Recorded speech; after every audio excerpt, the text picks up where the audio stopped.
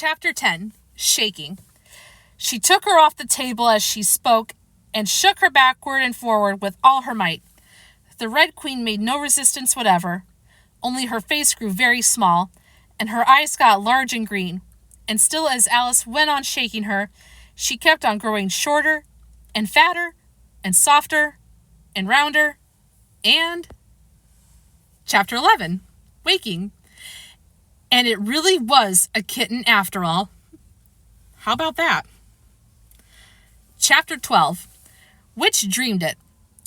Your Red Majesty shouldn't purr so loud, said Alice, rubbing her eyes and addressing the kitten respectfully, yet with some severity. You woke me out of, such a nice dream. And you've been along with me, kitty, all through the looking-glass world. Did you know it, dear? It was a very inconvenient habit of kittens. Alice had once made the remark that whatever you say to them, they always purr. If they would only purr for yes and mew, or if they would only purr for yes and mew for no, or any rule of that sort, she had said, so that one could keep up a conversation. But how can you talk with a person if they always say the same thing? On this occasion, the kitten only purred, and it was impossible to guess whether it meant yes or no.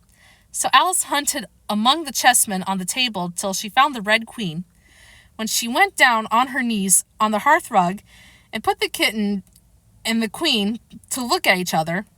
Now, kitty, she cried, clapping her hands triumphantly, confess that was what you turned into. But it wouldn't look at it, she said, when she was explaining the thing afterward to her sister. It turned away its head and pretended not to see, but it looked a little ashamed of itself, so I think it must have been the Red Queen. Sit up a little more stiffly, dear, Alice cried with a merry laugh, and curtsy while you're thinking what to purr. It saves time, remember?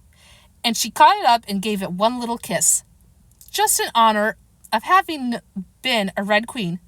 Snowdrop, my pet, she went on, looking over her shoulder at the White Queen, which was still patiently undergoing its toilet. When will Dinah have finished with you, your White Majesty, I wonder? That must be the reason why you were so untidy in my dream. Dinah, do you know that you're scrubbing a White Queen? Really, it's a most disrespectful of you. And what did Dinah turn to, I wonder? She prattled on, as she settled comfortably down with one elbow on the rug and her chin in her hand to watch the kitten. Tell me, Dinah, did you turn to Humpty Dumpty? I think you did. However, you'd better not mention it to your friends just yet, for I'm not sure. By the way, kitty, if only you'd been really with me in my dream, there was one thing you would have enjoyed. I had such a quantity of poetry said to me, all about fishes. Tomorrow morning you shall have a real treat. All the time you're eating your breakfast, I'll repeat the walrus and the carpenter to you, and then you can make believe it's oysters, dear. Now, kitty, let's consider who it was that dreamed it all.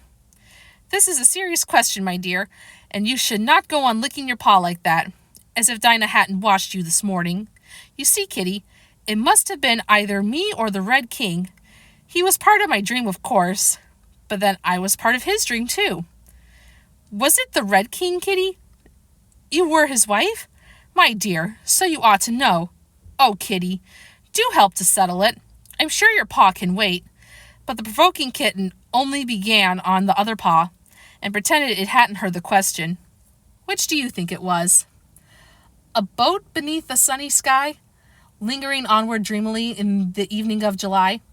Children three that nestle near, eager eye and willing ear, pleased a simple tale to hear. Long has paled that sunny sky, echoes fade and memories die. Autumn frosts have slain July, still she haunts me phantom-wise. Alice moving under skies, never seen by walking eyes. Children yet the tale to hear, eager eye and willing ear, lovingly shall nestle near, in a wonderland they lie, dreaming as days go by, dreaming as the summers die.